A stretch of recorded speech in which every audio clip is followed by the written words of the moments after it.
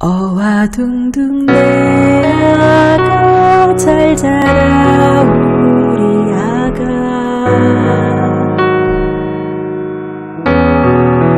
어와둥둥 내 아가 잘 자라 우리 아가.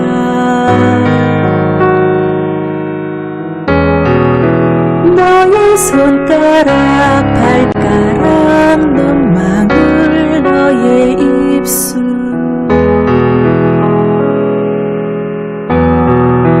너의 몸짓 하나도 너의 웃음소리까지도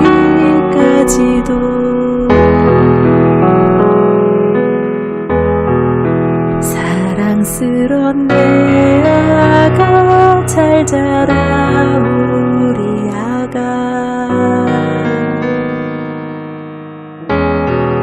사랑스런 내 아가 잘 자라 우리 아가.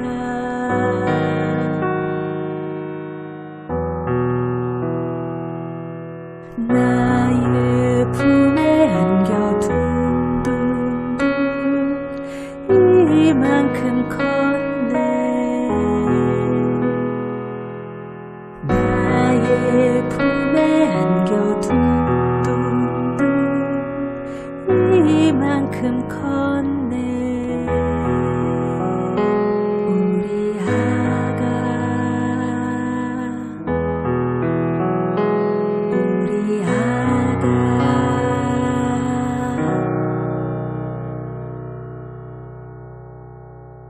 엄마 손잡고 유치원 가자.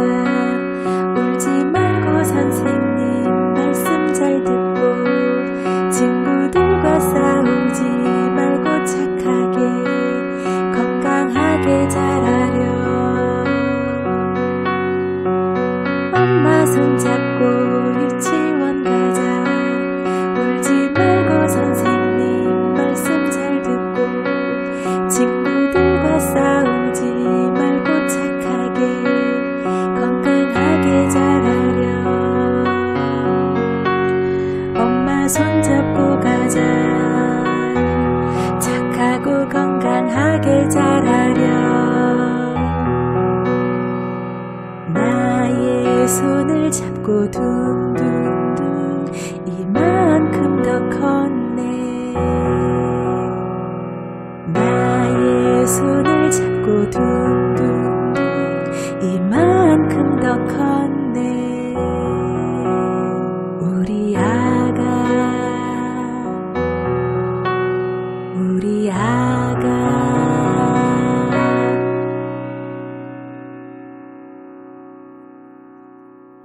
이제 너의 인생을 책임져 줄게.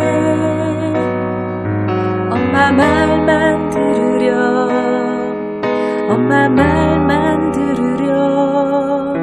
어디서든 최고가 되렴. 누구에게도 지지 말고 지치지 말고. 지금은 친구보다 중요한 게 있단다. 하고 싶은 거 조금만 참으렴. 지금은 무엇보다 중요한 게 있단다. 쉬고 싶은 거 조금만 참으렴. 엄마보다 더 커야지. 엄마보다 더 잘 살아야지. 엄마보다 더 행복해야지. 엄마는 그거면 돼. 엄마보다 더 커야지. 엄마보다 더 잘 살아야지. 엄마보다 더 행복해야지. 엄마는 그거면 돼. 이제부터 시작이야 우리 아가. 나의 얘길 들어 둥둥둥 이제는 다 컸네.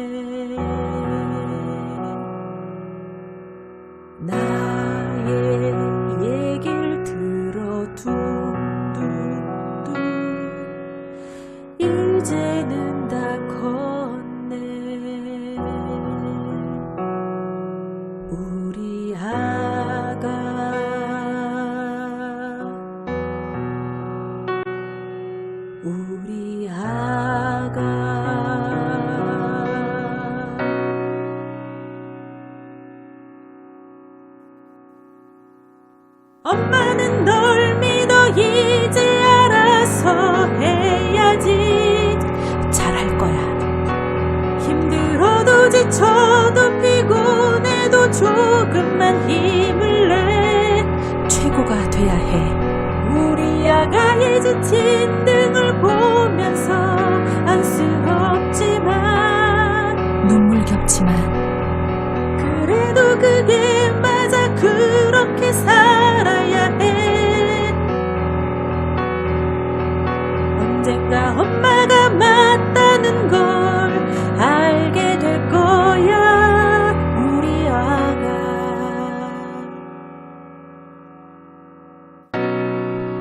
그러던 어느 겨울 우리 아이는 쓰러졌고 의사는 백혈병이라고 말했다. 그리고 8개월 뒤 눈을 감았다. 아가 눈을 떠보렴. 아가 왜 말이 없니. 아가 일어나렴. 아가 엄마랑 집에 가. 아가 눈을 떠보렴. 아가 왜 말이 없니. 아가 일어나렴. 아가 엄마랑 집에 가.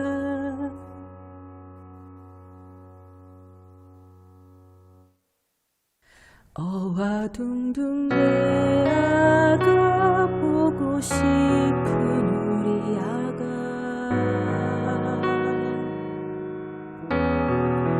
어와둥둥 내 아가 잘 자렴 우리 아가.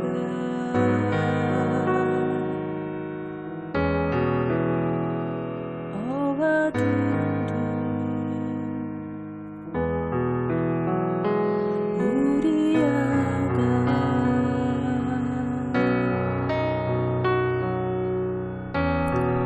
오늘이 공부하는 날이면 공부를 하고 오늘이 쉬는 날이면 쉬었어야 했다. 내일만을 위해 살다가 오늘을 살지 못한 우리 아가. 엄마가 미안했다.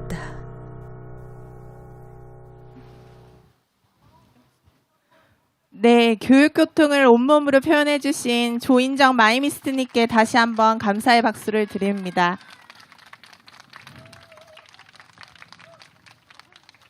안녕하세요, 여러분. 저는 오늘 사회를 맡은 홍보라라고 합니다. 반갑습니다. 오늘 여러분과 함께 여러 가지를 크게 외치는 순서가 많을 텐데요. 저도 되게 부끄럽고 떨리지만 같이 큰 소리로 많이 도와주시면 좋겠습니다.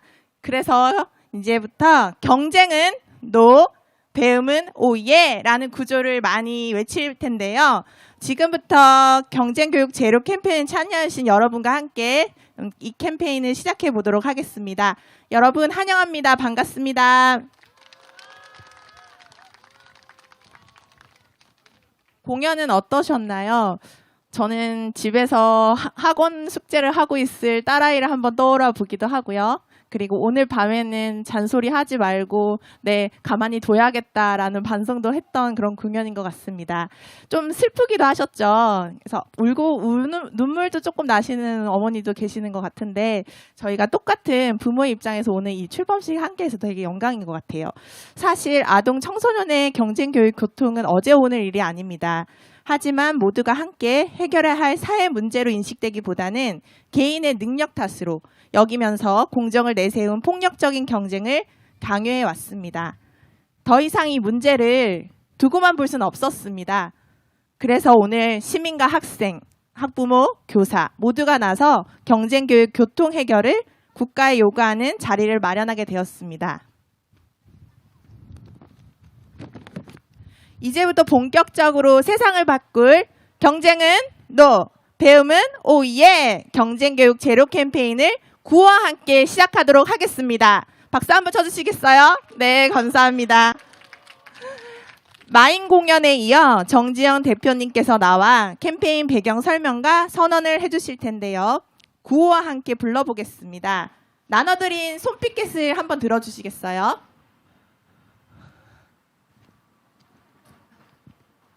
네, 그러면 제가 경쟁을 하면 여러분은 노, 배움을 하면 오예를 외쳐주시면 감사하겠습니다.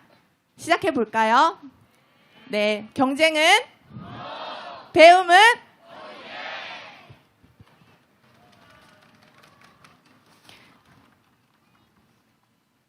네, 안녕하세요. 오늘 캠페인의 선언을 할 사교육 걱정 없는 세상 정지연이라고 합니다. 반갑습니다.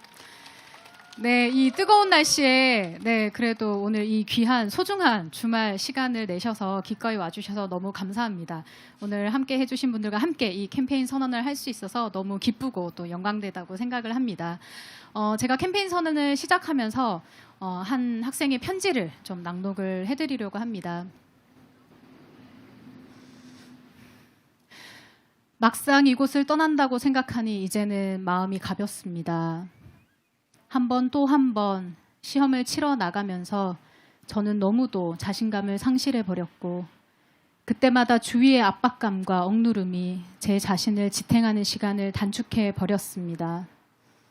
명문대학이 왜 그렇게 내 가슴을 짓눌렀는지, 왜 나는 아버님께 제 점수에 맞추어 평범한 대학에 간다고 단호히 말씀드리지 못했는지 결코 전 실망시켜 드릴 수가 없었습니다. 어머니 죄송합니다. 지금 막 교실을 뛰쳐나왔습니다. 선생님의 목소리가 지옥에서 부르는 소리 같았습니다. 그러나 친구들은 묵묵히 그 소리에 귀를 기울이고 있습니다. 이 친구들은 감정도 없는 사람 같고 다 똑같아 보입니다. 전혀 개성이 없어 보입니다.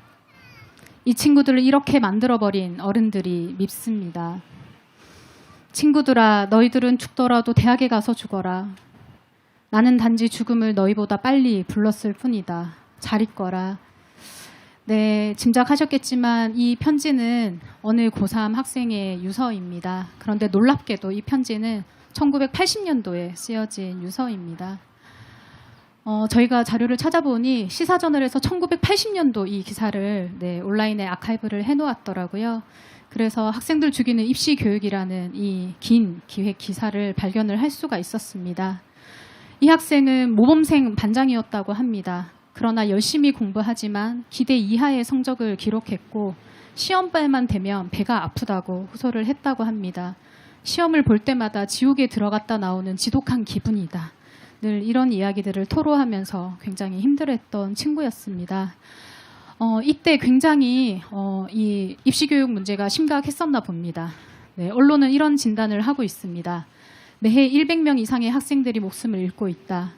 또 중고생의 20%가 이런 충동을 느낀다는 데이터들을 발표를 했습니다. 그러면서 5명 중에 4명이 초중고 12년 동안 들러리로 희생되는 교육을 하고 있다 하면서 문제 제기를 하고 있습니다. 그런데 이 1989년도에 이 기사가 지금 우리가 겪고 있는 이 입시 경쟁 어떻게 다르게 느껴지시나요? 네, 전혀 달라지지 않았다는 것이 너무 충격적입니다. 1989년과 2022년 입시 경쟁 고통은 얼마나 해결되었습니까? 또 학생, 부모, 교사, 우리들의 삶은 얼마나 나아졌습니까? 학생 청소년들이 입시 경쟁 고통을 드러내는 다양한 지표들이 매년 계속해서 다양하게 발표되고 있습니다. 잠시만 소개를 하려고 합니다. 우리나라 10대 사망 원인의 1위는 자살이라고 합니다. 매년 꾸준하게 그 수가 늘고 있고요. 학생 중에 3명 중에 1명은 자살을 생각한 적이 있다라고 대답을 합니다. 그 이유는 첫 번째 이유가 학업 부담과 성적 때문이라고 계속해서 이야기하고 있습니다. 이제는 청소년들의 자해 문제도 굉장히 심각한 사회 문제로 계속해서 이야기가 되고 있습니다. 2018년도에 이 자해와 관련한 데이터가 굉장히 이렇게 집중적으로 발표가 되면서 굉장히 사회적으로 중요한 문제구나 하는 것이 잠깐 이렇게 굉장히 시끄럽게 언론에서 떠들었던 적이 있는데 이 소식들도 어느새 또 언론에서는 다루지 않고 묻혀져 가고 있다는 생각이 듭니다. 어떤 청소년은 이렇게 이야기합니다. 학업에 대한 부담 때문에 자해를 하게 된다. 내가 너무 미울 때 하게 된다라고 이야기합니다. 성적이 낮은 자신을, 열심히 노력하지 않는 자신을 이렇게 채찍질하는 것이죠. 네, 우리 아동 청소년들의 스트레스와 수면 부족 원인의 1위는 공부 때문이라는 수많은 조사들이 계속해서 발표되고 있습니다. 상황이 이렇다 보니 초등학교 4학년부터 고3 학생들에게 너의 삶에 얼마나 만족하니? 라고 물었을 때 사실은 OECD 국가들 중에서 최하위의 응답을 받았습니다. 유럽 국가들 평균이 84.9%의 학생들이 내 삶에 만족한다라고 대답할 때 우리나라 청소년들은 66.5%의 학생들만이 만족하고 있었습니다. 3명 중에 1명은 사실 불행한 삶을 살고 있다고 응답을 하고 있는 것입니다. 이렇게 수많은 조사기관과 교육정책기관에서 매년 학생 청소년들의 고통을 조사하고 발표하고 있지만 왜 이 문제는 해결되지 않고 있는 것일까요? 그리고 이 문제를 해결하고자 하는 이들은 또 누구일까요? 이 문제를 해결할 주체는 누구인가? 이것에 대답하기 위해서 사교육 걱정 없는 세상은 오늘 이 캠페인을 하게 되었습니다. 학생 청소년 고통의 당사자들, 그리고 함께 고통받고 있는 부모들, 또 교육 현장에서 고통을 목도하고 있는 교사들, 그리고 초중고 12년 대한민국에서 입시경쟁 교육을 겪었던 모든 당사자, 우리 시민들이 사실은 이 문제를 해결해야 할 주체라고 저는 생각합니다. 그런데 저도 이 자리에 이 문제를 해결할 주체로 이렇게 선 것인데요. 이 캠페인을 시작하면서 내 안에서 먼저 싸움을 해야 할 것이 있다라는 것을 발견을 했습니다. 그것은 어떤 싸움일까요? 오랫동안 반복되어 온 입시 경쟁 고통 속에서 사실은 내 안에 이 문제에 얼마나 익숙해져 있는지, 그리고 이 문제는 사실 해결하기 힘들다는 생각 속에서 내 안에 있는 불기력들을 발견할 수 있었습니다. 혹시 여기에 와 계신 여러분들 마음속에는 어떤 생각이 자리 잡고 있습니까? 어제 오늘 일이 아닌데 이 정도의 경쟁은 어쩔 수 없잖아. 초중고 12년 눈 딱 감고 한번 버텨보자. 또 더 나아가서는 필요한 경쟁도 있다. 네. 그리고 또 어떤 분들은 지금의 청소년들이 너무 편한 환경에서 불평만 많이 하고 있다. 이런 말씀들도 하십니다. 결국 이 문제는 우리가 해결하기 힘들기 때문에 그냥 나 혼자 살 길을 어떻게든 찾아야 한다. 각자 도생만의 유일한 길이다. 이런 목소리들이 어떤 때는 내 안에서도 발견되고 또 어떨 때에는 수많은 이웃들과 대화를 할 때 또 언론에 이렇게 달리는 댓글들을 보면서 이런 수많은 목소리들을 발견하게 됩니다. 그런데 입시 경쟁으로 인해 고통받는 사람들은 누구입니까? 내 가족이 겪고 있는 고통의 문제이고 또 사랑하는 이웃과 친구들이 겪는 문제이기 때문에 사실은 이것은 내 삶이 직면한 문제라고 저는 생각을 했습니다. 우리가 이 입시 경쟁 고통을 피해갈 길이 있습니까? 혹시 여기 계시는 분들이 이 12년 동안 초중고를 다니면서 이 문제를 피해 오셨나요? 아니면 지금 자녀를 학교에 보내고 계시는 학부모님들께서는 이 문제를 잘 피해가고 계시나요? 아마 하루하루 이 입시 경쟁의 고통을 직면하면서 살고 계실 거라고 생각을 합니다. 이 그림은 러시아 민화입니다. 혹시 어떤 장면인지 아시겠어요? 네, 어떤 소녀가 라이트를 들고 무언가를 찾아 나서는 장면이고요. 또 어떤 기사가 백마를 타고 누군가를 끌어안고 이렇게 달려가고 있는 장면입니다. 러시아의 한 학자가 러시아의 민화들을 이렇게 수집해서 연구를 했습니다. 그러면서 러시아 민화의 공통적인 특징들을 발견을 했는데요. 어떤 이야기들이 시작되기 위해서는 누군가가 이렇게 사라진다고 합니다. 그리고 이 사라진 누군가를, 잃어버린 누군가를 찾기 위해서 주인공이 등장함으로써 비로소 이야기가 시작되더라 하는 이런 특징들을 발견을 했습니다. 사실 전 세계의 민화는 잃어버린 가족을 찾아 나서는 주인공의 이야기라고 합니다. 이것은 이야기의 주인공이기도 하고 또는 어떤 새로운 역사를 시작하는 영웅의 이야기이기도 하고, 이것에 대해서 일본의 교육학자이자 철학자인 우치다 타츠루는 이렇게 또 해석을 합니다. 어른이란 자기가 누구인지, 또 자기가 앞으로 어디를 향해 나아가야 할지 타인의 요청에 바탕을 두고 응답하는 사람이다라고 이야기를 하는데요. 저는 이 타인의 요청을 입시경쟁 고통이라고 한번 생각을 해보았습니다. 우리가 목도하고 있는, 내 삶이 직면하고 있는 이 입시경쟁 고통 문제를 외면하지 않고 방치하지 않고 이것을 해결하겠다고 나서는 사람들은 모두가 어른이다. 저는 이런 생각을 한번 해보았습니다. 오늘 주변에 한번 돌아보시겠어요? 어떤 분들이 오늘 캠페인 이 자리에 나오셨는지. 옆으로도 한번 돌아보시고 또 뒤로도 한번 보셔서 어떤 분들이 나오셔서 마스크를 쓰고 있긴 하지만 저희 이쪽에는 지금 청년들이 또 좀 자리에 하고 계십니다. 네, 저희 사교육 걱정 없는 세상 청청액션, 네, 저희 멤버들이 또 함께 해주고 계시고, 저희 앞줄에는 또 부모님들 따라 나온, 네, 우리 유치원 아이들, 우리 초등학교 친구들이 또 이렇게 V를 하면서, 네, 웃고 있는데, 저는 이 어른이라고 하는 것이 신체적 나이를 구분해서 어른과 아이로 구분하는 그 어른이 아니라, 사실은 내가 직면한 삶의 이 문제를 해결하기 위해서 나서는 이라면 누구든 다 어른이다. 네, 우리 앞에 나와 있는 우리 초등학교 친구들도 이 캠페인에 오늘 참여한 우리의 어른입니다. 저는 그렇게 생각하고 싶습니다. 내 가족이 겪고 있는 고통의 문제, 또 사랑하는 이웃과 친구들이 겪는 문제, 그래서 내 삶이 직면한 이 문제를 해결하기 위해 나선이라면 누구나 어른인 것입니다. 저 역시 이 입시 경쟁 고통의 당사자입니다. 제가 25년 전 청소년기 시절에서도 이 입시 경쟁이 너무 지겹고 암기식, 객관식 시험을 치는 것이 너무 지겨워서 학교를 그만둘까 고민을 했던 사람인데 25년이 지나 지금 부모가 된 지금도 똑같은 고민을 하고 있다는 것이 너무 기가 찰 때가 있습니다. 작년에 출산을 하고 이렇게 딸을 키우고 있는데요. 이 아이의 행복을 내가 언제까지 지켜줄 수 있을까? 그런 생각들을 하면서 이 캠페인을 준비를 했습니다. 작년 제가 출산을 했을 때 우리나라가 깜짝 놀랐습니다. 저희가 드디어 출생률이 40만 명대는 그래도 유지를 하다가 작년에 26만 명대로 정말 뚝 떨어졌거든요. 그래서 언론들이 아주 이 26만이라는 것에 놀라서 굉장히 많이 이렇게 기사화하고 정부도 굉장히 많이 이렇게 대책을 내놓는다고 했지만 이렇게 학령 인구가 줄어든다고 해서 교육의 변화는 우연한 계기로 찾아올 것인가? 그리고 우리의 입시 경쟁 고통은 이렇게 사라질 것인가 생각을 해봤을 때 아무리 학령 인구가 줄어들고 우리의 GDP는 더 높아지고 우리의 경제적 환경은 더 좋아진다 하더라도 그냥 자연스럽게 그냥 우연히 해결되지 않을 것이라는 데 저는 확신합니다. 이 문제를 해결하고자 하는 사람들이 나타날 때만 이 문제가 해결될 것이라고 저는 확신합니다. 입시 경쟁 고통과 사교육 출혈 경쟁에 더 이상 끌려다니고 싶지 않다 하는 그 내 마음에 그 필요 하나를 가지고 우리가 이 캠페인에 나온 것이라고 생각을 합니다. 그래서 경쟁은 노, 배움은 오예 이 캠페인에 나오신 오늘 여러분들은 내 안의 익숙함과 무기력과 싸워서 이긴 것이라고 저는 생각을 합니다. 그래서 우리 옆에 계시는 분들 또 앞뒤로 나오 계신 서로에게 좀 응원의 박수들을 보내주시면 좋겠습니다.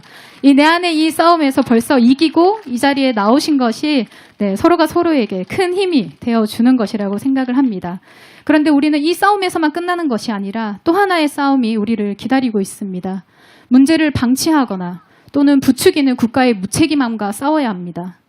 입시 경쟁의 질서를 견고하게 만드는 잘못된 시스템과 그 거대한 시스템과 우리는 싸워야 합니다.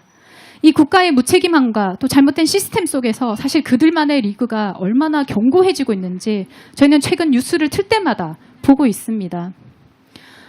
저는 금수저만 있는 줄 알았더니 그 위에 다이아몬드 수저가 있고 그 위에 또 플라티늄 수저가 있다는 것을 이렇게 알게 되었습니다. 플라티늄 수저 혹시 들어보셨나요? 네. 저희가 뉴스를 틀 때마다 계속해서 보고 있습니다. 장학금 의혹, 의대 편입, 병역 의혹, 해외 연수, 자녀 채용 인턴 의혹 이런 여러 가지 문제들 또 해외 명문대에 보기 위해서 부모들이 스펙을 만들어주는 여러 이런 그들만의 리그의 일들을 보면서 드라마에서만 보던 일들이 사실은 현실에서 일어나고 있는 거구나 하는 것을 저희가 목도하고 있습니다. 그들만의 리그가 정말 불법이 아니라고 해서 그들의 자유로운 선택일 뿐일까? 저는 그렇지 않다고 생각합니다. 공동체의 질서를 어지럽히고 또 나의 신념과 가치관을 훼손시키고 있는 일들, 또 나와 가족과 이웃의 삶을 위협하고 있는 이런 그들만의 리그를 우리는 또 막아야 할 시민으로서의 책임이 있는 것입니다. 그래서 우리는 국가에 이런 문제들을 함께 요구하려고 합니다. 오랜 시간 경쟁교육으로 고통받아온 국민의 삶을 더 이상 방치하지 말라. 부모 배경에 따른 교육 격차를 해소하라. 그래서 나고자를 만드는 경쟁이 아니라 꿈을 키우는 배움을 보장하라. 오늘 행복할 권리, 우리 아이들과 부모들과 교사들과 우리 시민들이 오늘 행복할 교육을 살아갈 수 있도록 보장하라. 이런 요구들을 이 캠페인을 통해서 우리가 함께 국가에 요구하려고 합니다. 네, 마지막 순서입니다. 이 캠페인 선언문을 저희가 함께 낭독을 하고 저의 순서를 마치겠습니다. 잘 보이시죠? 네, 그러면은 제가 선창하지 않고 저희가 같이 그냥 함께 큰 목소리로 낭독하는 것으로 하겠습니다. 저희 부채를 들고 낭독을 해주셔도 좋을 것 같고요. 네, 이렇게 풍선을 흔들면서 낭독을 해주셔도 좋겠습니다. 네, 우리 어린이들 잘 보이시나요? 네, 그러면 우리 다 같이 큰 소리로 한번 낭독해볼까요? 네, 그러면은 낭독을 시작하겠습니다. 우리는 경쟁교육 고통이 모두가 함께 해결해야 할 국가 최우선의 과제임을 선언한다. 고유의 독창력을 거리낌 없이 발휘할 그 세상을 오늘 시작한다. 우리는 이제 일어선다. 자유로운 삶을 누리는 날까지 다만 힘차게 나아갈 따름이다. 네, 감사합니다.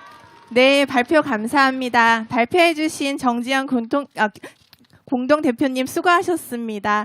사실 저는 오늘 천안에서 올라왔는데요. 저희 둘째 아이가 이제 초등학교 4학년이에요. 근데 기차를 타고 서울역쯤에 오니까 건물들이 되게 높잖아요. 그래서 저한테 묻더라고요. 엄마, 서울에 사는 사람들은 다 부자야? 라고 묻더라고요. 그래서 부자도 있고 못 사는 사람도 있고 여러 종류의 사람이 있어 라고 얘기를 했는데 그럼 우리는 어때? 라고 말을 하는데 제가 내면의 싸움이 일어나더라고요. 아이에게 희망을 줄까 아니면 사실대로 얘기할까?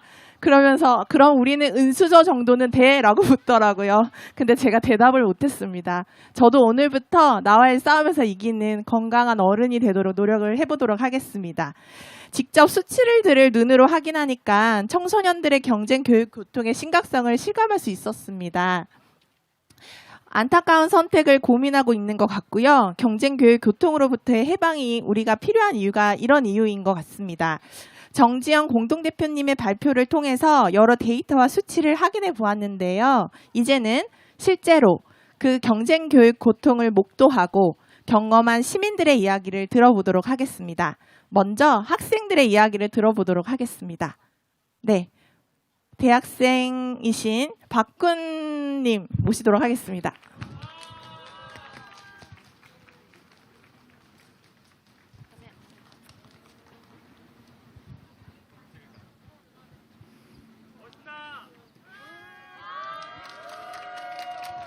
네, 안녕하세요. 저는 사교육 걱정 없는 세상 청청액션 공동대표인 박권입니다. 여러분, 오늘 날씨가 정말 좋은데요. 여러분들 다들 오실 때 지하철이나 뭐 버스 타고 오셨겠지만 힘든데 여기까지 오셔서 참여하는 게 정말 어려운 일인데도 오셔서 참여하신다는 거 정말 의의를 둘 수 있을 것 같습니다. 저는 지금 현재 대학교 1학년에 이제 재학하고 있고 소프트웨어에 관련한 학과에 재학을 하고 있습니다. 지금은 대학생이지만 아마 지금 이 시간쯤에 1년 전에 저는 아마 교습소에서 수학 문제를 풀고 있었을 것 같습니다. 그만큼 모든 고등학교 학생들이 입시 스트레스에 시달리고 있는데요. 성적이 잘 나와도 남들에게 자리를 빼앗기지 않기 위해서 성적이 나쁘게 나오면 또 문제를 계속해서 풀기 위해서 저마다의 위치에서 항상 열심히 노력하고 있는 학생들이 저는 대단하다고 느껴집니다. 심지어는 다른 학생들이 쉽게 풀 수 있는 문제를 나는 왜 이렇게 문제를 되게 오래 풀고 잘 풀지 못할까 이런 생각을 하면서 강한 자기 혐오를 품기도 합니다. 저 또한 그런 학생들 중에서 한 명이었고요. 학생을 단순한 평가로 쉽게 급을 나누고 그 급에 따라 학생들에게 차별적인 대우를 한다는 것 자체가 저에게는 굉장히 어렵게 다가왔습니다. 심각한 것은 이제 학생들을 입시 경쟁의 무한 굴레를 돌며 서로 제로섬 게임을 하게 만든다는 겁니다. 제로섬 게임은 각자의 위치에서 노력을 할 때 그 노력을 해서 얻어낸 결과가 항상 그 이득이 합이 0이 된다는 겁니다. 그 이득의 합이 0이 된다는 건 무엇이냐? 가장 높은 위치에 도달한 자가 무언가를 얻을 때 가장 낮은 위치에서 성과를 얻어낸 자는 그것에 반대하는 가장 큰 손실을 얻게 된다는 겁니다. 제 생각은 이렇습니다. 상대평가 등급제에서는 1등급이 4%, 2등급이 7%, 3등급이 12%, 4등급이 17%, 5등급이 20%입니다.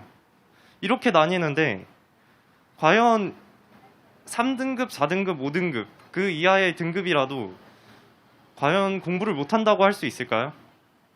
상대평가는 우리의 성적을 상대적으로 나누기 때문에 보통의 성적을 내는 학생이라도 상대적으로 낮은 위치에 있을 수밖에 없다는 사실을 알려줍니다.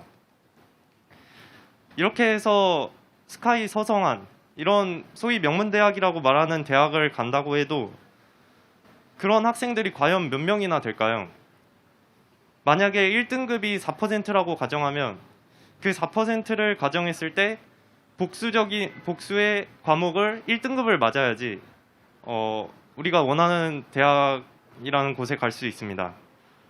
이런 경우에는 저희가 고등학교 때 배우는 8, 9과목 중에서 적어도 6등급 이상을 1등급을 맞아야지 그런 소위 말하는 명문대에 들어갈 수 있는데 그 1등급이라는 게 4%이기 때문에 복수적으로 적용될 경우에는 2%, 1%, 그리고 0.021% 이렇게 계속해서 낮은 퍼센테이지에 수렴하게 됩니다. 이럴 경우에는 굉장히 소수의 학생들이 소위 말하는 명문대에 들어갈 수 있다는 것을 의미하죠. 이것은 교과 전형 기준이고요. 종합 전형 기준으로는 조금 더 나은 수치가 있을지도 모르겠습니다만 이런 바늘구멍으로 들어간 학생들 중 절반이 상위 소득의 20%를 차지하는 고소득층이라는 겁니다. 저에게는 교육의 기회라는 것을 체감할 수 있는 기회가 많지 않았습니다. 누군가는 지방에서 EBS 인터넷 강의와 학교 교육만으로 입시를 준비하는데 누군가는 평소에 고액 전과목 강의에 전문 입시 컨설턴트, 강남 대치 8학군 프리미엄까지 붙은 사립 고등학교에 다니면서 방학에는 한 달에 100만 원 이상을 호가하는 기숙형 특별 입시반에 들어가 학업을 지속합니다. 과정도 지옥이지만 결과를 보면 참담할 정도일 수밖에 없습니다. 이러한 불평등과 악조건 속에서도 열심히 공부하는 학생들 보면 정말 안타까운 생각도 많이 들고요. 저와 같은 학생인 입장으로서 측은한 마음도 듭니다. 하지만 사교육 걱정 없는 세상에서 이번에 경쟁교육 제로 캠페인을 출범하면서 학생들에게 배움이 행복한 세상을 약속해주기 위한 움직임을 시작하려 합니다. 아동 청소년의 고통에 대한 실질적인 해결책으로 새 정부와 국가교육위원회의 문제 해결을 촉구한다는 것입니다. 2022년 7월에 출범 예정인 국가교육위원회는 대통령 지명 5명, 교육단체 추진 2명, 대교협 국회 추천 9명, 사회 각계각층 인사가 7명 정도로 학생과 청년, 학부모 등으로 구성될 예정입니다. 이렇게 7명이 학생과 청년, 학부모 등으로 구성될 경우에 우리에게 나타날 수 있는 이점이란 무엇이나 하면 저희 교육 현장에 있는 당사자가 교육 환경에 어떤 긍정적인 영향을 끼칠 수 있다는 것이겠죠.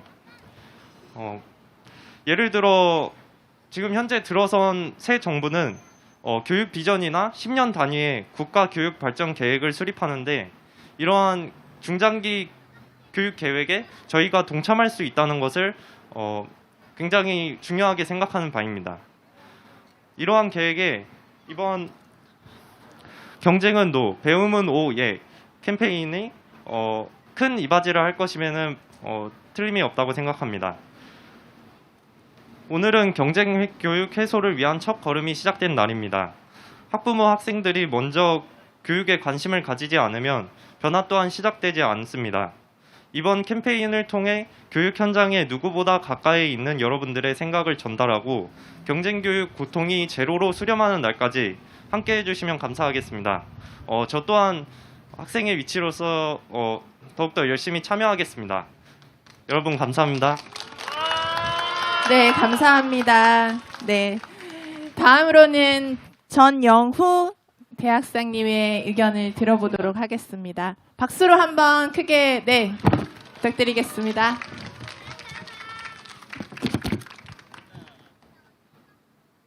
안녕하세요.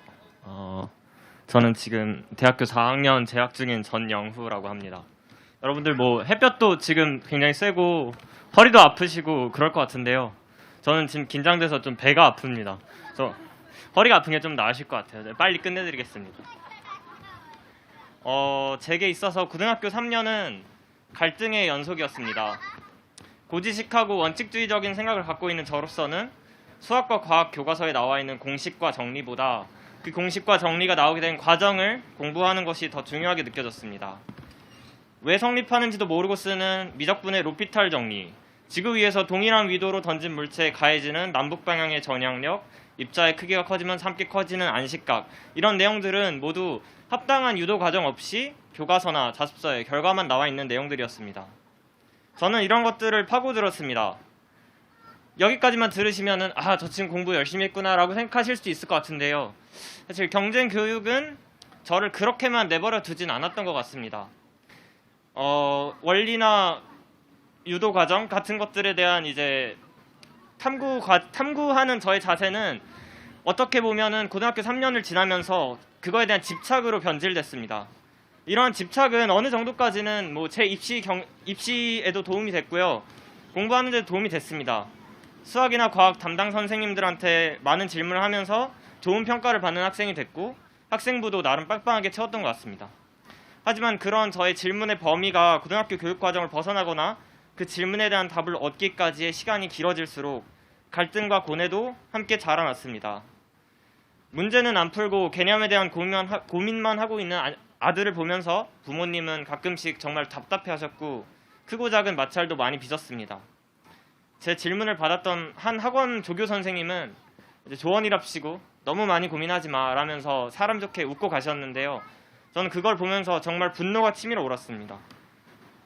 제 질문과 고민의 시간이 억압받고 만류당할수록 근본적인 고민을 하지 못하는 그런 사유의 시간을 허락하지 않는 교육제도에 대한 반감은 커져만 갔고 내가 이런 주입식 경쟁교육의 피해자가 되는 것은 아닌가 두려워서 오히려 시험에 도움이 되는 공부보다는 제 질문을 해결하는 거에 있어서만 너무 집착해 들어갔습니다.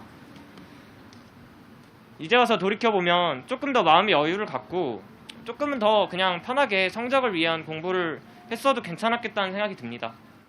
대학생이 된 지금도 공식 그 자체보다는 그걸 유도하는 과정에 더 중시하면서 공부하고 있지만 시험을 앞두고 급할 때에는 유도 과정을 보지 않고 공식만 외워서 시험을 보기도 합니다. 정말로 그게 공부하고 싶다면 방학 때 해보면 되죠. 이렇게 조금의 마음의 여유만 생기더라도 훨씬 더 현명한 선택을 하고 훨씬 더 스트레스 받지 않는 삶을 살 수 있는데 고등학교 때의 경쟁적인 분위기는 제가 현명하고 여유롭게 판단할 기회를 허락하지 않았던 것 같습니다. 지금 내가 가진 질문을 지금 당장 해결하지 않으면 그리고 또 미리 답을 봐버리면 문제만 풀 줄 아는 그런 기계가 돼버릴까봐 두려워하면서도 또 시험을 잘 못 봐서 좋은 대학에 들어가지 못하면 제 고등학교 3년의 인생이 통째로 부정당할 것만 같은 공포감을 함께 느꼈습니다. 이러한 갈등은 제 고등학교 시절을 정신적으로 매우 혼란하고 불안하게 만들었던 것 같습니다. 사실 저는 고등학교 시절의 경쟁적 분위기를 그대로 체화했고 아직까지도 제 몸에 남아 있어서 아직도 남들보다 좋은 성적을 받기 위해 굉장히 노력을 많이 하고 경쟁적 분위기를 누구도 조장하지 않지만 스스로 그 속으로 저를 몰아넣고는 합니다. 사실 우리 사회 모든 구성원들이 이런 경쟁적 분위기 속에서 전 살아간다 생각합니다. 비단 교육 문제뿐만 아니라 모든 사회에서 그렇다는 말인 것 같은데요. 제가 인상 깊게 읽었던 박노자의 당신들의 대한민국이라는 책에 소개된 노신의 광인일기에는 다음과 같은 대목이 나온다고 합니다. 자기가 남을 잡아먹고 싶으면서도 남에게 잡아먹히기를 겁내며 다들 의심이 깊은 눈으로 서로 쳐다보면서. 저는 이 문장보다 대한민국 사회를 잘 대변하는 말이 없다고 생각합니다. 이런 경쟁적인 사회 분위기, 교육 제도 속에서 누군가는 교육 과정과 교육 정책이 백날 바뀌어도 부질없다며 나도 똑같은 과정을 겪었다며 입시 전쟁의 진흙탕 속에서 고통받는 학생들의 문제를 등한시할지도 모르겠습니다. 물론 선행학습 금지한다고, 일요일에 학원 못 가게 한다고 학교의 모든 문제가 해결되고 사회의 모든 문제가 해결되는 것은 아닙니다. 어쩌면 역효과가 날 때도 있겠죠. 하지만 옷을 더럽힐 각오를 하고 학생들이 있는 진흙탕 속에 들어가서 철저한 자기 모순과 좌절을 느끼면서 또 손가락질 당하면서도 청소년들과 함께 더 나은 사회를 만들기 위해 함께 발버둥 치는 사람들이 여러분들이 아름다운 사람들이라고 믿어 의심치 않습니다. 경쟁 교육이 없어지는 그날까지 사교육 걱정 없는 세상이 계속해서 나아가기를 응원하겠습니다. 감사합니다. 네, 학생들의 육성으로 들으니 더 문제가 심각합니다. 이 학생들의 고통과 눈물, 아무리 노력해도 다음 경쟁, 또 다음 경쟁에 놓여지는 학생들과 청년을 생각하니 마음이 아픕니다. 우리 목소리를 한번 높여볼까요? 그런 의미로 구호를 한번 외쳐보도록 하겠습니다. 국가는 경쟁교육 해결하라, 해결하라, 해결하라. 네, 제 혼자 크게 외쳤습니다. 박수 한번 부탁드리겠습니다. 오늘 출범식 마지막에 참여자분들과 다 같이 노래 한 곡을 불러보려고 하는데요. 우리 노래 한 곡 일단 배워서 같이 한번 불러보면 좋을 것 같아요. 그래서 일단 모셔보도록 할게요. 네. 꿈꾸지 않으면이라 노래입니다. 같이 풍선을 좀 이렇게 흔들어 주세요. 네.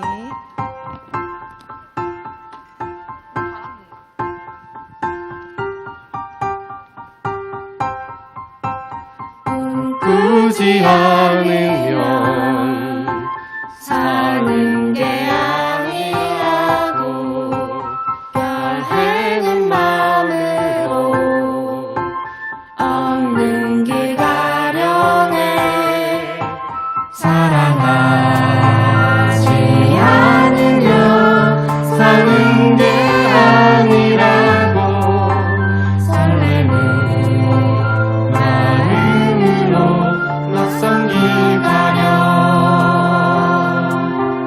하네 아름다운 꿈꾸며 사랑하는 우리 아무도 가지 않는 길 가는 우리들 누구도 꿈꾸지 못한 우리들의 세상 만들어 가네 배운다는 것 꿈을 꾸는 것 가르친다는 것 희망을 노래하는 것 배운다는 것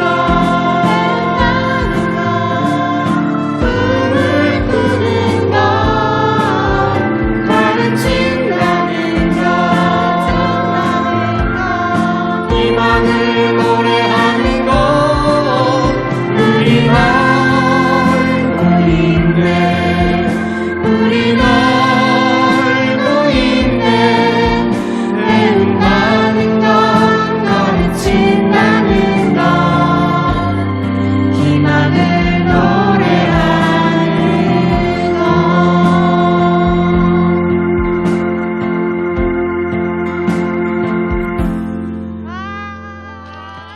네, 다들 너무 잘 불러주셔서 감사합니다. 잠시 후에 다 같이 또 하나의 희망의 노래를 불러볼 텐데요. 이따가 또 같이 한번 불러주시면 감사하겠습니다. 이어서 어른들의 고충도 학생들 못지 않은데요. 교육 변화를 뜨겁게 갈망하고 있는 세 분을 모셨습니다. 학부모이자 교사이자 변호사이신 박은선 변호사님, 그리고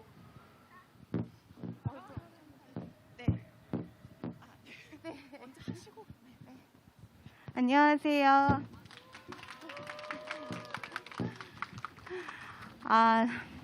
먼저 우리 아이들의 행복을 위해서 계속 노력해 주시는 사곡세에 진심으로 감사드립니다.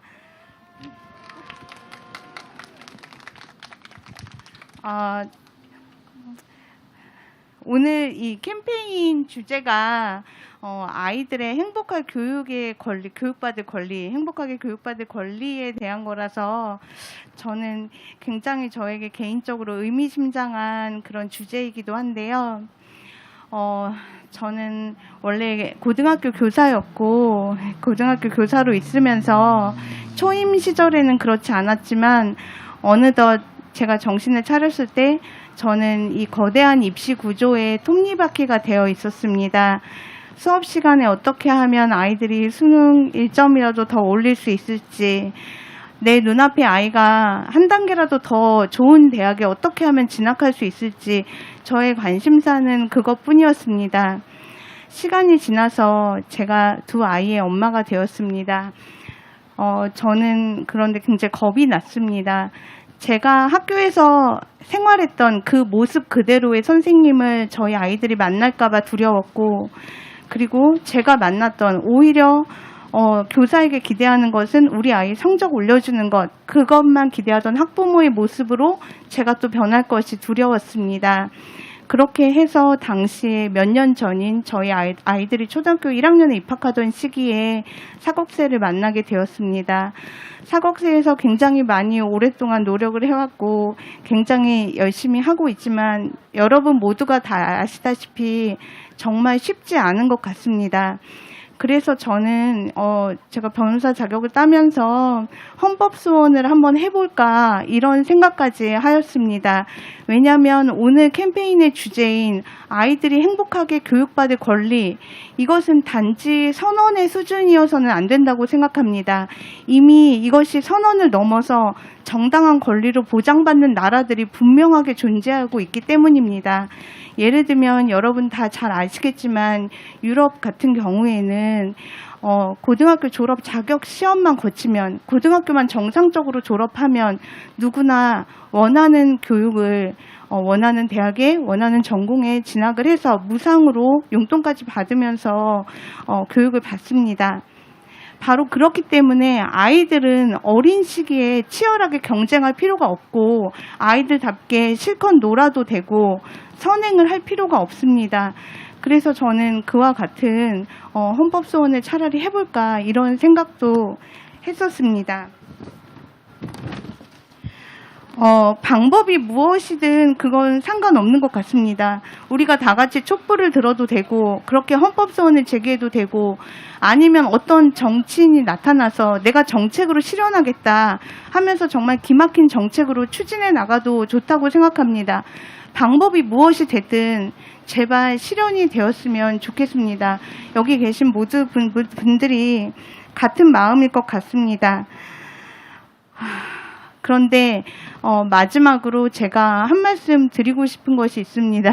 사실 여기서 발언을 해달라고 했을 때 제가 거절을 굉장히 많이 했었는데 다름이 아니라 제가 최근 봐 변절을 했기 때문입니다. 저희 아이들은 이제 3학년이 되었고요. 제가 지금 저희 아들이 옆에 따라와 있는데 오늘 아침에 저희 아이들은 수학 과외를 받았습니다. 저희는 주말마다 애들 공부를 과외 공부를 하기 시작했고요. 제가 아이들이 입학할 시기에 또는 그 전에 전혀 상상하지 못한 일이었습니다. 제가 이런 선택을 할 거라고는 상상하지 못했는데 도대체 왜 이런 선택을 했는지 그걸 좀 말씀드리고 싶습니다. 최근에 그린 마더스 클럽이라는 드라마에서 한 장면이 굉장히 좀 회자가 됐습니다. 그 장면이 뭐냐면 담임 선생님이 학부모에게 전화를 합니다. 1학년 학부모에게, 어머니 지금 한글을 모르는 애가 우리 반에서 누구누구밖에 없어요. 얘 한글 좀 가르치세요. 가르쳐서 보내세요. 라고 말합니다. 그러니까 어머니가 말하죠. 일부러 안 가르쳤는데요. 호기심과 흥미가 있어야 학교를 다니죠. 일부러 안 가르쳤어요. 담임이 말합니다. 어머니 철학 있으시구나. 근데 그 철학 때문에 우리 누구누구가 수치심을 느끼네요. 저희 아이들 중에 한 아이가 아주 수학에 굉장히 약한데 처음에 1학년에 입학을 해서 담임 선생님이 아이가 잘 따라오지 못한다고 벌을 세웠을 때 저는 그 담임 선생님이 문제가 있다고 생각했습니다. 2학년 때 아이가 너무 느리다고 저에게 전화를 해서 따로 공부를 좀 시키라고 하셨을 때 이 담임 선생님 역시 좀 이상하다고 생각을 했습니다. 3학년 때 또 비슷한 일이 벌어졌습니다. 이 모듬에서 누구누구 때문에 1등을 못하는구나, 그런 얘기를 수시로 하셨고, 아주 일상적으로 벌어지는 것 같습니다. 저는 굉장히 많이 얘기했습니다. 괜찮아, 느려도 괜찮아. 넌 다른 아이들과 다른 거지, 잘못된 게 아니야. 못하면 어때? 그런데 아무리 그런 얘기를 해도 아이는 느껴버립니다. 교실에서 느끼고, 분위기에서 느끼고, 선생님을 통해서 느끼고, 아이가 느끼는 것은 수학 문제를 못 푸는 건 부끄러운 일이구나, 친구들하고 같이 놀기 어려운 일이구나, 그걸 그 어린 나이에 느끼게 되면서 저는 제 아이가 수치스러워하는 거를 보고만 있을 수 없어서 결국 손을 들고 말았습니다. 수학 문제를 다 같이 풀게 하고 다 푼 아이들만 줄넘기를 시키게 하면 남아있는 아이는 울게 됩니다. 그 울면서 집에 오면 엄마가 선택할 수 있는 길은 그렇게 많지 않습니다. 저는 몰랐습니다. 그러니까 제가 아이들이 이 나이가 되기 전까지 엄마들이 너무 욕심이 많구나, 다들 저렇게 스카이 보내려고 하나, 그게 아니었습니다. 사실 그것도 있지만 그것보다 더 중요한 건 어느새 문화가 돼버린 것 같습니다. 그냥 분위기고, 얘가 그림을 잘 그리건 노래를 잘하건 춤을 잘 추건 그게 중요한 게 아니라 대학 입시와 관련이 있는 과목들에서 성적을 잘 못 받을 낌새가 보이면 그 아이는 교실에서 부끄러움을 느끼게 되고, 어린 시절부터 그걸 체화하게 되고, 친구 관계에 문제가 생기게 되고, 그러면서 우리가 사교육을 선택하게 된다는 걸 깨닫고서, 그리고 제가 손을 들면서 정말 괴롭고 혼란에 빠졌습니다. 이런 얘기를 했지만, 그리고 제가 앞으로 도대체 어떤 선택을 하면서 정말 제가 대치동으로 이사를 갈 수도 있고 제가 뭐 어떻게 될지 솔직히 모르겠습니다. 그런데 한 가지 분명한 것은 제가 어떤 선택을 하든 그렇다고 해서 우리의 교육 구조가 정당하다는 얘기는 아닙니다. 이 구조는 반드시 바뀌어야 되고 제가 할 수 있는 것이 있다면 무엇이든 하고 싶은 마음입니다. 사실은 여기까지 준비를 했었는데 오늘 의전원 얘기나 뭐 여러 가지 요즘에 나오고 있는 금수저, 입시 전형 이런 얘기가 나와서 조금 추가로 말씀을 드리려고 하는데요. 제가 예전에 우리가 몇 년 전에 굉장히 뜨거웠죠. 어떤 유명인의 자녀분이 대학에 허위 스펙으로 들어간 게 아니냐 이런 논란 때문에 굉장히 뜨거웠을 때 제가 참을 수 없었던 것은 그게 그만의 일이 아닌데 그 한 사람만 자꾸 건드리는 것이 참을 수가 없었습니다. 그 사람이 잘못하고 잘못 안 하고 이게 문제가 아니라 당시에 학교 현장에 있었던 저로서는 그 입학사정관제가 도입되던 그 초창기에 그 당시에 얼마나 과열된 분위기였는지 그걸 좀 말하고 싶어서 당시에 한 인터넷 언론의 시민기자로 글을 쓴 적이 있습니다. 예, 이거는 나중에 말씀드릴게요. 지금 시간이 오바돼서 제가 말씀드리고 싶은 거는 그 당시에 그 댓글들이 굉장히 제 기사에 댓글들이 많이 달렸는데 사람들이 제발 바꾸자. 그래, 이거 정시냐 수시냐의 문제가 아니구나. 그냥 이 좁은 문 구조를 안 바뀌면 아무것도 안 바뀌구나. 댓글이 엄청났습니다. 또 한 번 있었죠. 김누리 교수님이 방송을 하셨을 때 그 댓글들 보셨나요? 제발 뭐라도 하자. 어떻게 좀 모이자. 그 뜨거웠던 것들이 있었습니다. 저는 그 방법은 모르겠습니다. 이게 촛불혁명을 해야 될지 뭐 헌법소원을 해야 될지 쿠데타를 일으켜야 될지 뭘 어떻게 해야 될지 모르겠는데 반드시 해야 되고 부끄러운 저이지만 계속 동참하도록 하겠습니다. 감사합니다. 네, 감사합니다. 네, 아쉽지만 다음에 또 발언하실 분들이 계셔가지고요. 이번에는 학부모이자 아동 흑밥 보고서라는 기획 기사를 쓰시고 울고 있는 아이에게 말을 걸면의 저자이신 병진경 기자님 모시도록 하겠습니다. 박수 한번 부탁드립니다. 안녕하세요. 네, 시사인에서 일하고 있는 변진경 기자라고 합니다. 오늘 이렇게 날씨가 좋은데 이렇게 소풍 같은 분위기로 이렇게 하고 있는 자리에 제가 또 이렇게 이야기를 할 수 있어서 좀 반갑습니다. 제가 몇 년 전에 아동 흑밥 보고서라는 제목의 기획 취재를 한 적이 있어요.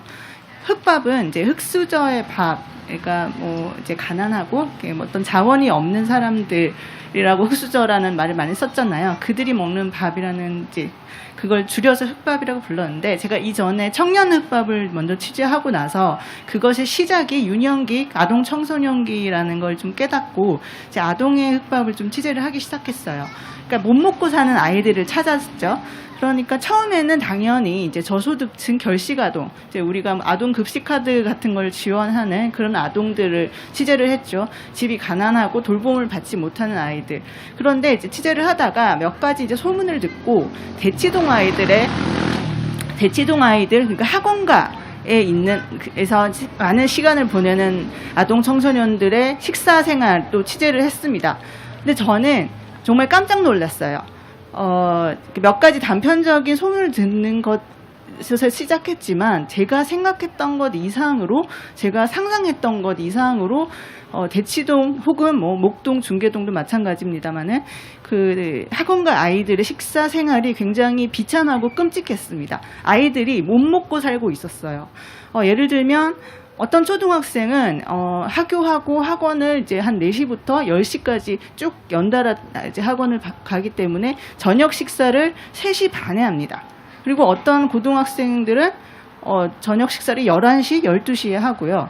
뭐 이건 이제 여사고, 그리고 이 아이들은 서서 먹습니다. 길에서 먹습니다. 저는 길밥이라고 불렀는데요.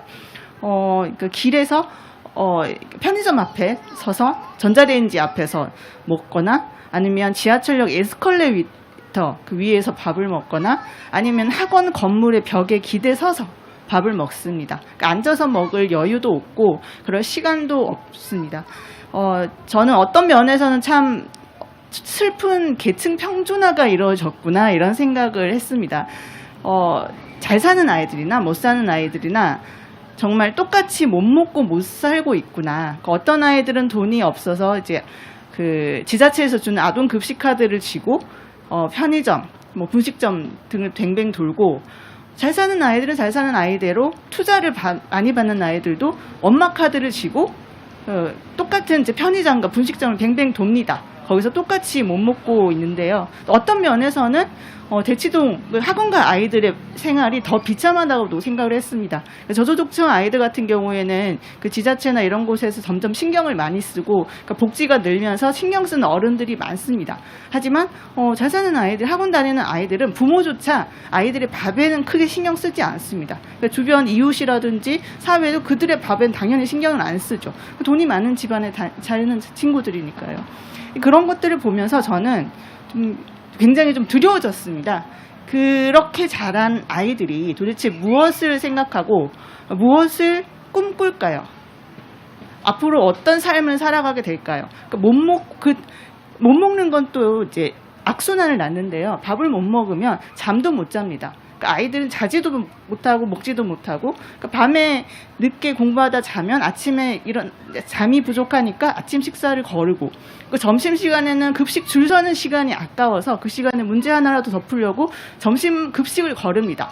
그러면 만성 위험을 달고 살면서 저녁을 먹으면 또 속이 더부룩하다면서 저녁을 거르고, 이걸 뭘 먹고 사니 도대체. 저는 그렇게 물었을 때 아이들은 커피 우유 혹은 버블티, 학원가에 가면요 버블티 가게가 굉장히 많아요. 아이들이 그걸로 밥을 때웁니다. 그런 모습을 보면 저는 굉장히 두려워졌고요. 도대체 이런 아이들이 그런 생활을 하면서 어른이 되었을 때, 그 사회생활을 했을 때 이들이 만들어갈 세상은 또 어떤 것일까? 저는 사실 요새 공정이라는 가치가 굉장히 우리 사회에서 왜곡되어 있잖아요. 전 거기에 출발해서 아이들이 유년 아동 청소년기 시절에 못 먹고 못 잤던 것에서 비롯됐다고 생각합니다. 자신이 그렇게 못 먹고 못 자면서 얻은 이 스펙, 학벌을 누군가가 그것을 좀 부정하거나 그렇게 줄서기 경쟁에 정참하지 않은 이들이 뭔가를 얻거나 성취하는 것을 견디지 못하는 것. 저는 그게 지금 왜곡돼 버린 공정이라고 생각을 하는데요. 네. 이제 그런 것들이 계속 악순환처럼 반복되고 있는 것이 저는 그러니까 거기에 이제 처음 시작을 여는 게 아닌가 그렇게 생각을 했어요. 근데 이게 누구의 잘못일까요? 그러니까 굉장히 경쟁적이고 이기적인 아이들, 학생들의 잘못일까요? 아니면 이제 그것을 부추기는 못난 부모들일까요? 저는 국가 공동체, 우리 모두가 사실 그 구조를 만들어 가고 있다고 생각을 하는데요. 유엔 아동 권리 협약이라는 거 있죠. 굉장히 아름다운 조문들이 많고 우리나라도 예전에 비준을 했는데요. 거기 이제 27조에 이런 조항이 있습니다. 모든 아동은 신체적, 정신적, 사회적 발달에 적합한 생활 수준을 누릴 권리를 가진다. 부모는 아동의 발달에 필요한 생활 여건을 확보하는 1차적 책임을 지며 당사국 정부는 부모가 그 책임을 완수하도록 보장하여야 한다. 1차적 책임을 부모가 지고 있는 건 맞습니다. 하지만 그 책임을 완수하도록 보장하는 건 국가의 책임이고요. 그러니까 우리 아이들이 사실 조금 더 잘 먹고 더 잘 자도 충분히 행복하고 성취감을 느끼며 살 수 있는 사회를 만들어가는 건 그러니까 국가 또 우리 사회 모두입니다. 경쟁 교육을 없애는 길은 저는 학습권이나 발달권 이 수준에 머문다고 생각하지 않습니다. 아이들의 생존권의 문제입니다. 아이들이 살고 죽는 문제라고 저는 생각을 하고요. 자라나는 아이들이 계속 살 수 있도록 그리고 죽을 것처럼 힘들다고 결국 죽고야 마는 그런 일들이 반복되지 않도록 우리 모두가 이제 힘을 모았으면 좋겠습니다. 감사합니다. 네, 감사합니다. 이번에는 대학 서열 문제 해결을 위해 전국의 시민들을 만나며 뜨겁게 개혁을 외치고 계시는 많은 분들이 기다렸을 것 같은데요. 우리의 불행은 당연하지 않습니다. 저자 김누리 교수님 모시도록 하겠습니다.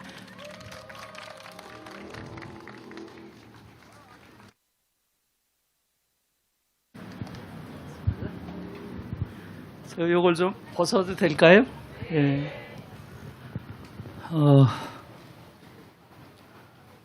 이렇게 거리에서 연설을 강의처럼 하게 될 줄은 몰랐는데요. 여러분, 요 근처에서 2016년에 아마 그게 10월경이라고 기억을 하는데 2016년에 어떤 일이 있었는지 기억나시나요? 제 기억으로는 중학생 6명이 당시에 최순실 딸이 벌였던 불공정한 행위에 대해서 비판하는, 항의하는 그러한 시위를 여기서 6명이 가졌던 거죠. 그게 확대돼서 촛불혁명이라는 게 되리라고는 아무도 예상 못했죠. 그거 기억나세요? 그래서 그 이후에 2016년에 토요일마다 저 광화문에서 대통령 탄핵을 요구하는 집회가 정기적으로 열렸던 거 기억나세요? 예, 그게 대한민국을 바꿔놨죠. 여러분, 오늘이 며칠인가요? 2022년 5월 22일이에요. 기억하기도 쉽죠? 예, 이 날을 좀 기억해야 될 것 같습니다. 오늘이 우리 아이들을 해방시키는 그러한 날의 출발점이 될 것이다. 이렇게 생각합니다.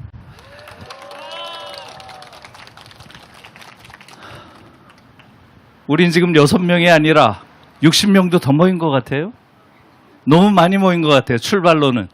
그래서 우리의 이 외침은 반드시 성공할 것이다. 이렇게 확신하고요. 이제부터 이런 문제가 왜 중요한지 제가 조금만 말씀드릴게요. 여러분, 지금 우리 아이들이 불행하다는 건 다 알죠? 예, 아까도 여러 가지 지표로 보여줬고 그 지표들을 보면 우리가 예상한 것보다 더 끔찍하죠. 그래서 정말 어린아이들, 여기도 어린아이들이 이렇게 있는데 아이들을 볼 때마다 미안해요. 너무나. 아이고, 이 아이들이 어떻게 이 땅에 태어나가지고 앞으로 삶이 좀 편치 않겠구나. 정말 이런 미안한 마음이 다 있죠.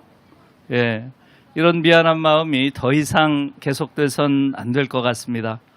지금 한국은 우리 아이들이 적당히 불행한 나라가 아니에요. 아까도 여러 가지 지표를 보여줬지만 전 세계에서 아이들이 이렇게 불행한 나라는 없어요. 너무 끔찍합니다. 지금 한국이 아이들이 공부는 좀 잘해요. 공부는 좀 잘하는 건 사실입니다. 피사라고 국제 수학 능력 평가를 비교하는 이러한 시험이 있죠. 여기서 한국이 잘해요. 한국, 일본, 핀란드 이 세 나라가 이른바 피사 강국이죠. 그래서 아무튼 일정한 학력 수준이 높다. 이건 사실이에요. 그렇기 때문에 유럽에서 한국 교육에 한때 관심을 가진 적이 있어요. 왜냐하면 유럽의 주요 국가들은 대체로 중간쯤이에요. 독일이나 프랑스 같은 나라가 한 20위권이에요. 근데 대부분 한국이 맨 앞쪽이에요. 그러니까 피사 강국의 교육에서 배우자 이래가지고 온 거예요. 여러분, 프랑스에서는 르몽드지라고 아시죠? 영어권으로 하면 뭐 뉴욕 타임즈나 워싱턴 포스트에 해당되는 프랑스 최고의 신문이죠. 이 신문이 왔어요. 그래서 한국 교육을 집중 취재했습니다. 그 결과는 뭐겠어요? 그 결과가 이겁니다. 제가 그대로 인용할게요. 한국의 교육은, 한국의 학생들은 전 세계에서 가장 불행한 아이들이다. 왜냐하면 한국의 교육은 가장 경쟁적이고 가장 고통을 주는 교육이기 때문이다. 이래서요. 여러분, 우리 어른들이 그렇지 않다. 이렇게 반박할 수 있나요? 예, 우리가 우리 아이들이 참 불행하구나 하는 건 느끼지만 전 세계에서 가장 불행하구나 이런 줄은 몰랐죠. 지금 우리 상황이 이렇게 심각하다는 거예요. 그리고 같은 무렵에 독일에서도 왔어요. 독일에서는 어디가 왔을까요? 독일은 더 거창하게 왔어요. 독일은 국영방송이 왔습니다. 국영방송이. 국영 3방송이라고 엔드라이라는 데서 와가지고 한국 교육을 집중 취재했습니다. 이들은 한국 교육을 보고 경악한 거예요. 이건 교육이 아니다. 그래서 이 취재가 나갈 때는 교육 프로가 아니라 인권 프로로 나갔어요. 교육 프로로 내버릴 수가 없다는 거죠. 지금 한국에서 교육이라고 부르는 것은 아이들 인권에 대한 유린이요, 조직적인 학대라고 본 거예요. 그래서 이건 인권 유린과 학대라고 걔들이 규정을 했습니다. 조금 전에 우리 박은선 변호사님이랑 또 우리 기자님이 여러 가지 이야기하신 걸 보면 이거야말로 어른들이 조직적으로 우리 아이들을 학대하는 것이죠. 이것을 지금 30여 년, 길게 보면 해방 이후 지금까지 간단 없이 해온 거예요. 세상에 이런 나라가 어디 있어요? 이것을 그러한 끔찍한 상황이라는 걸 인식했으면 이젠 바꿔야죠. 그런데 바꿀 의지도 없는 거죠. 사실은 우리 아이들이 얼마나 끔찍한 상황에 있는가 하는 것은 조금 전에 나온 이야기만이 아니죠. 너무나 많은 지표들이 한국의 아이들은 행복한 아이는 불가능하고 또 이런 교육하에서 정상적인 아이가 자라는 것도 불가능하다. 이것을 보여주고 있잖아요. 문제는 뭐예요? 어른들이죠. 지금 이 사회, 이 국가, 또 여기서 사는 보통 어른들, 이 어른들이 너무나 문제인 거죠. 제가 최근에 묘하게도 고등학생, 대학생들이 강연을 청하는 경우가 많아요. 이전에는 그렇게 많지 않았는데 최근에 와서 고등학생, 대학생들이 제 강연을 청하는 경우가 많아서 많이 강연을 하는데요. 제가 가서 늘 그런 얘기를 해요. 여러분들은 너무나 억압을 받고 있으니 최대한 자유롭게 생활하면 좋겠다. 여러분들이 원하는 것을 해라. 모든 금지를 금지해라. 이런 말을 합니다. 그러나 한 가지는 절대로 해서는 안 된다. 어른들을 믿지 마라. 특히 한국의 어른은 절대 믿지 마라. 여러분들의 미래에 전혀 관심이 없다. 여러분들이 어떻게 되든 이렇게 무관심한 어른들이 사는 나라는 제가 보기엔 지구상에 없어요. 제가 요즘에 이 꼭 교육 문제가 아니지만 기후 생태 변화 문제 관련해서 작년 9월에 독일에서 총선이 있었죠. 우리는 3월에 대선이 있었죠. 지난 독일 총선에서 가장 큰 정치적 이슈가 뭐였는 줄 아세요? 기후 생태 변화 문제가 전체 이슈의 46%를 차지했어요. 46%. 미래 세대가 살아갈 이 지구를 어떻게 지켜야 될지, 미래 생명에 대해서 이 어린아이들이 앞으로 살아갈 세계를 어떻게 지켜야 될지, 또 아직 태어나진 않았지만 미래 지구에 살아갈 이 생명에 대해서 우리 어른들이 어떤 책임감을 가져야 되는지, 이 문제를 가지고 가장 치열하게 정치적인 토론을 벌인 거예요. 지난 3월에 한국을 한번 돌아보세요. 한국에서 정치가라고 하는 자들이 나와서 벌인 행태들 한번 보세요. 독일의 선거가 완전히 미래 세대를 위한 선거라면 한국의 선거는 어떻습니까? 완전히 과거를 둘러싼 선거예요. 얼마나 못된 놈들인지 서로 비난하는 것. 그것도 모자라서 저들은 또 얼마나 못된 여성들인지 그걸 가지고 싸운 거 아니에요? 정말 너무너무 분통이 터지는 일입니다.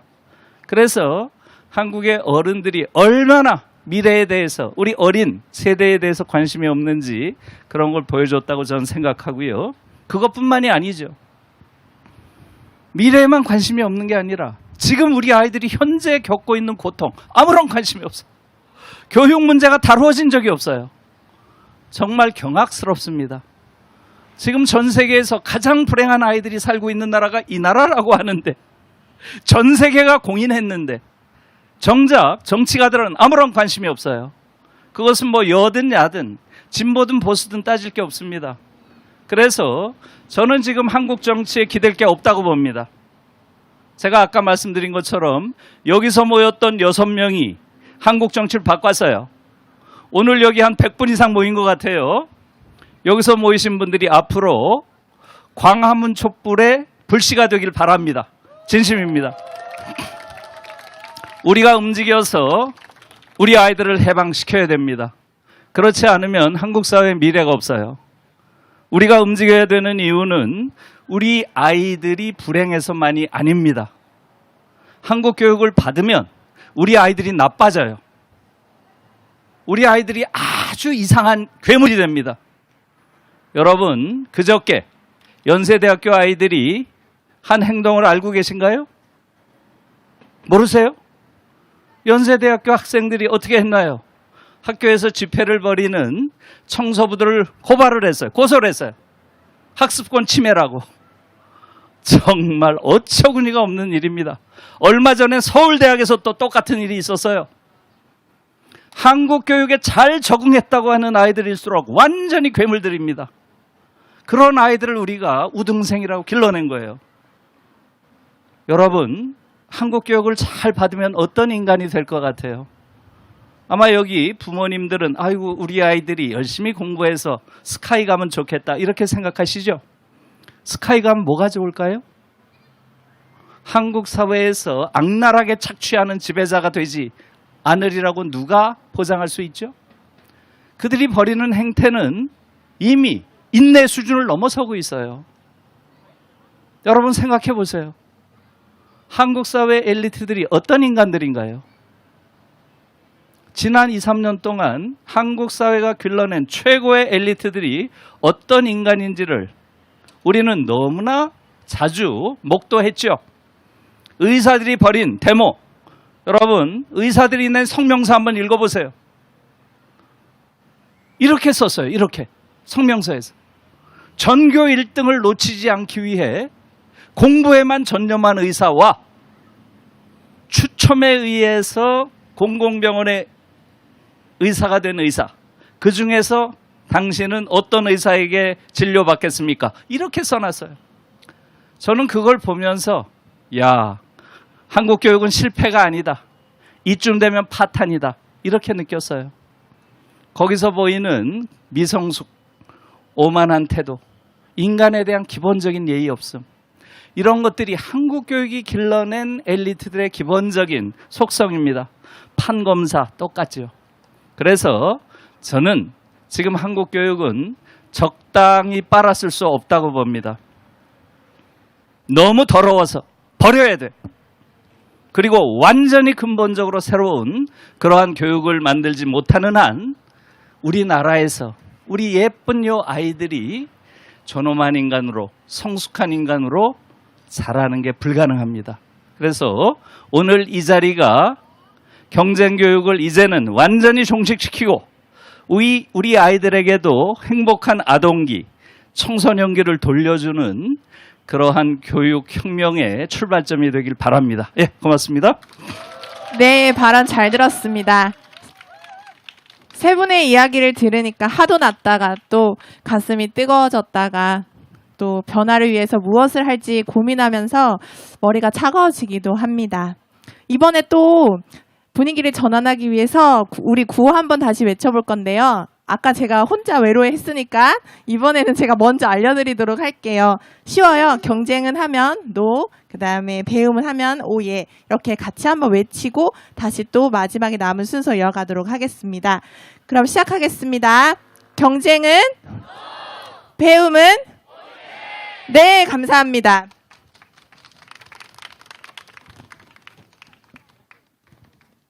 이제 분위기를 바꿔서 경쟁교육 교통 해소를 우리 전통의 목소리로 우리 청소년들의 목소리를 들으면서 한번 해보려고 하는데요. 이번에 청소년 판소리 공연팀이 준비 중입니다. 역시 구호로 한번 맞이합니다. 아까랑 똑같은 구호고요. 경쟁은? 배움은? 네, 박수 부탁드립니다.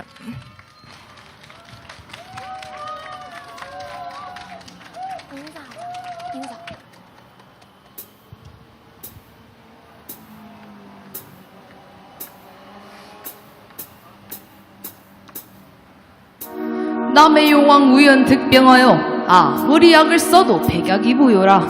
이때 용왕 꿈에 실력 나타나 토끼간이 제약이라 일러주니 이 말을 들은 용왕 별주부에게 명하기를 토끼를 잡아오너라 허니 이 말 들은 별주부 말 허기를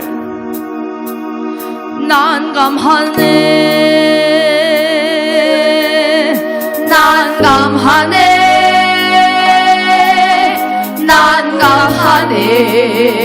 난감하네 난감하네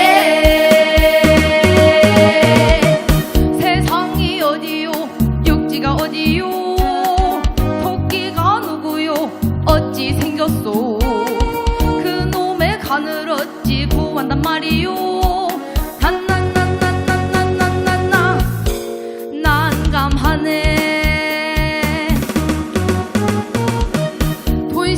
명예실수 벼슬도 실수 세상에 나가긴 더욱더 질수 어찌 저만 세상 간단 말이유 아이고 불쌍한 내 신세야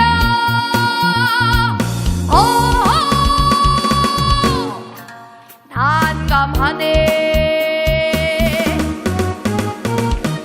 어찌었든 일이 허여 별주부 세상에 나왔는디 정신없이 토끼를 찾아다닐 적에 어느 날 저 멀리 고는 옷도 기는 쫑긋 입은 방긋 아 저놈이 바로 토끼였다. 이에 별주부 하는 말이 아이고 도선생 정말 반갑소 나는 용궁서원 별주부이요 용왕님께서 큰 상 주신다하니 짜짜짜짜짜짜짜짜 용궁 갑시다 거리엔 산해진이 넘쳐나고 건물은 모두 황금을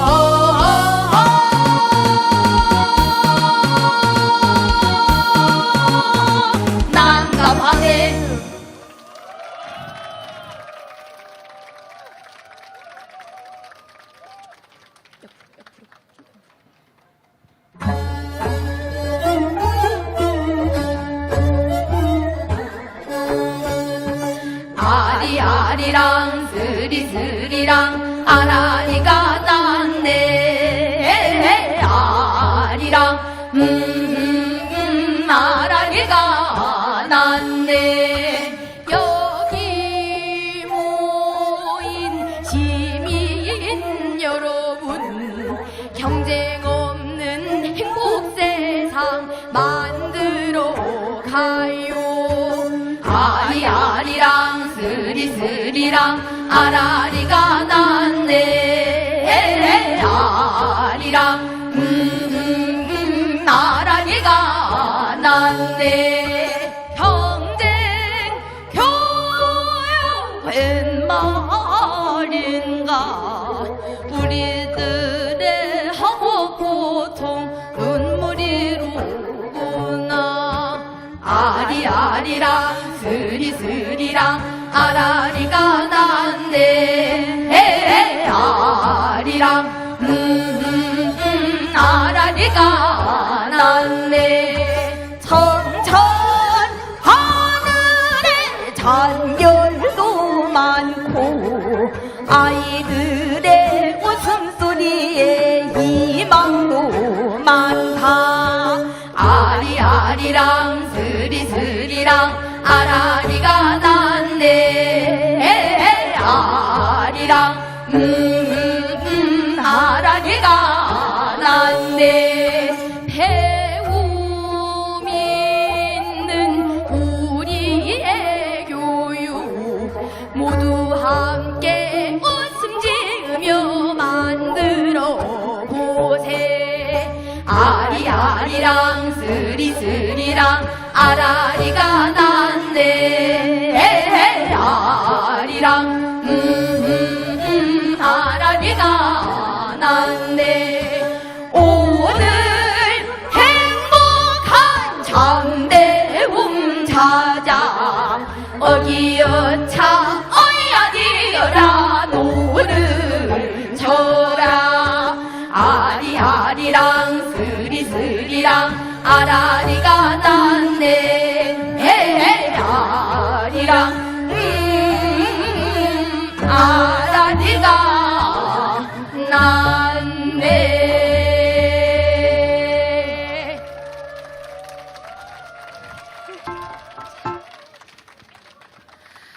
지금까지 난감 한해와 진도아리랑을 불러보았는데요. 이제 뒤에 화면을 보시면 방금 불렀던 진도아리랑의 가사 중 두 구절이 나와 있습니다.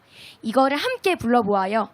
저희가 먼저 앞에 있는 이 가사를 부르면 뒤에서 따라 불러주세요. 네. 시작. 배움 있는 우리의 교육 배움 있는 우리 교육 모두 함께 웃음 지으며 만들어 보세 모두 함께 웃음 지으며 만들어 보세 청천 하늘에 잔별도 많고 청천 하늘에 잔별도 많고 아이들의 웃음소리에 희망도 많다 아이들의 웃음소리에 희망도 밝다. 감사합니다. 네, 와, 우리 소리가 이렇게 유쾌하고 신명나는지 몰랐습니다. 다시 한번 박수 부탁드리겠습니다. 제가 따라 불러야 되는데 차마 따라 부를 수가 없더라고요. 자, 이제까지 제가 진행한 순서는 이렇게 마지막으로 마치도록 하겠습니다. 오늘 이 자리에 오고 이 강의와 그 사람들의 그런 시민들과 학생들의 발언 그리고 여러 이야기를 들으면서 드는 생각이 저희가 진짜 오늘을 시작으로 해서 아이들이 소멸하지 않고 소생하는 그런 삶들을 살 수 있게끔 우리 어른들이 먼저 나서서 열심히 노력을 해야겠다라는 생각을 했습니다. 다시 한번 감사드립니다. 마지막으로 홍민정 공동대표님이 나와 운동 참여 안내를 해주시겠는데요. 마지막 구호 한 번 더, 네, 배움은 아시죠? 이제, 네, 그거 한 번 더 하고 마무리를 하도록 하겠습니다. 그러면 구호 불러보겠습니다. 경쟁은? 배움은? 네, 홍민정 대표님 오시도록 하겠습니다. 우리 한번 구호 다시 한번 외쳐볼까요? 국가는 경쟁교육 해결하라 하면 해결하라 3번 외치겠습니다. 국가는 경쟁교육 해결하라! 해결하라! 해결하라! 네, 아주 좋습니다. 사실 제가 이런 자리에 여러 번 선 경험이 있습니다. 그럼에도 불구하고 제가 뭐 길게 발제를 맡았던 그런 때보다 어느 때보다 이 자리에 서는 게 좀 떨렸습니다. 왜냐하면 그만큼 절실하기 때문에 떨렸던 것 같습니다.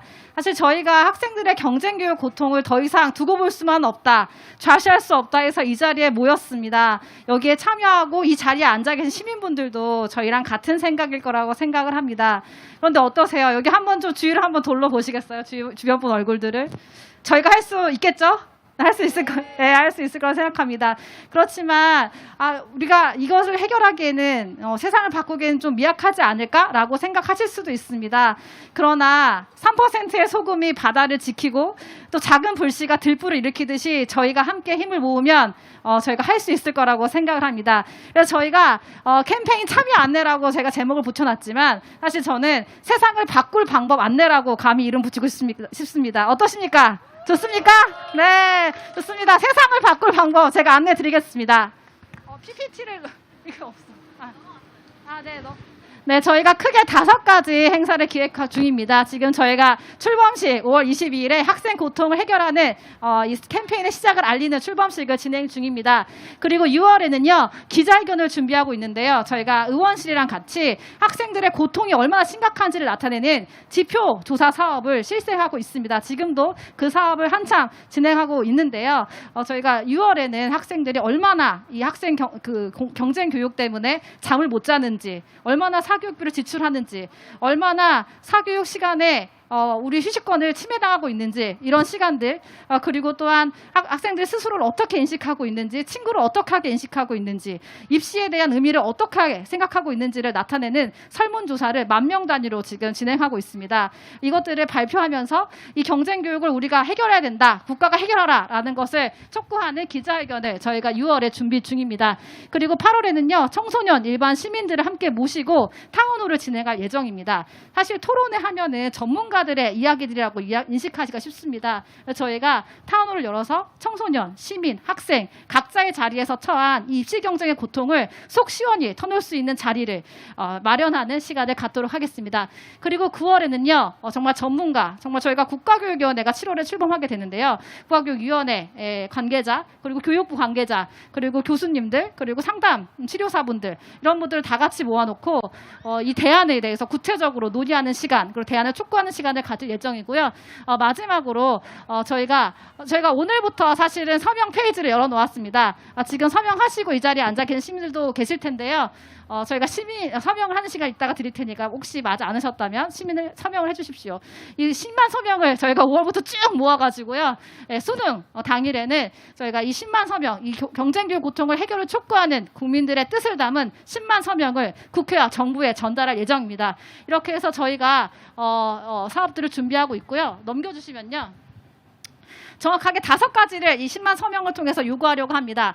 첫 번째는 국가교육위원회에 학생 행복기구를 설치하라는 것입니다.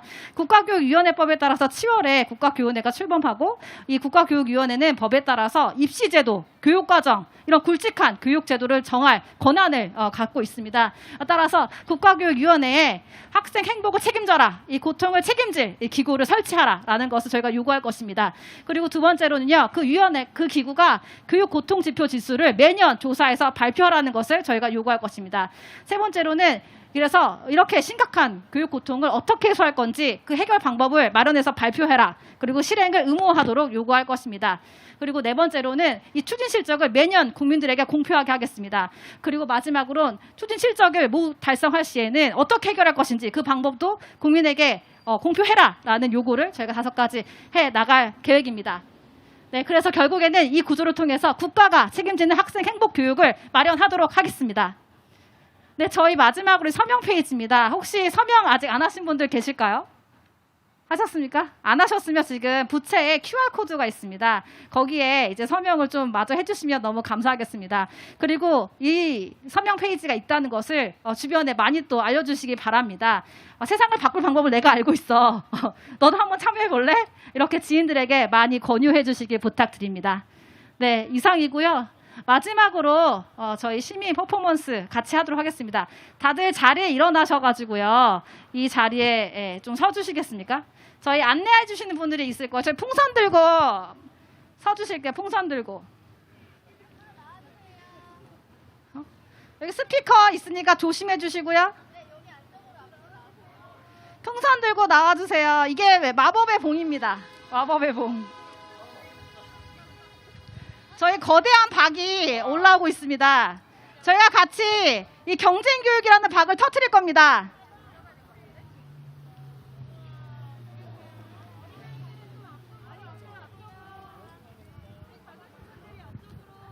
좀 열을 세울 수 있도록 스태프분들께서 여기 나와서 좀 도와주시겠어요? 자리를 좀 마련해 주세요.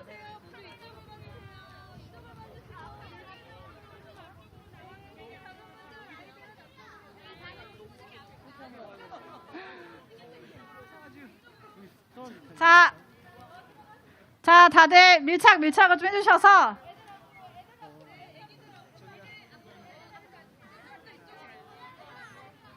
자, 저희가 마법봉으로 마법처럼 이 박을 터뜨릴 겁니다. 이 경쟁교육의 박을 같이 터뜨립시다.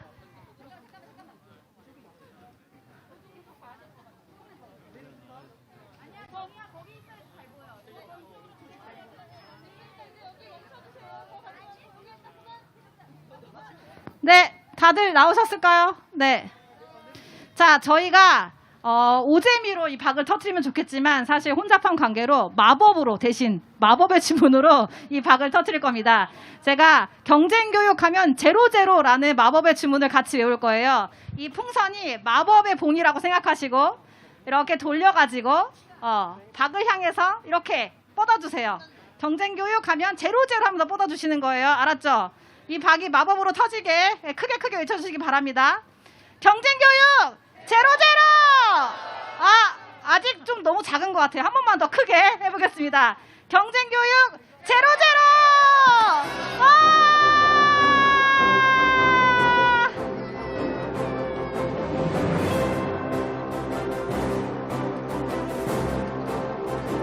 자, 여기 사진 촬영 있겠습니다. 저기 카메라 한번 봐줄래요, 친구들?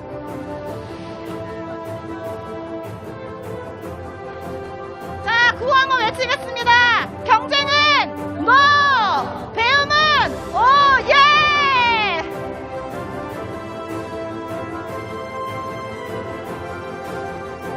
네, 감사합니다. 오늘 경쟁교육 해방하기 딱 좋은 날입니다.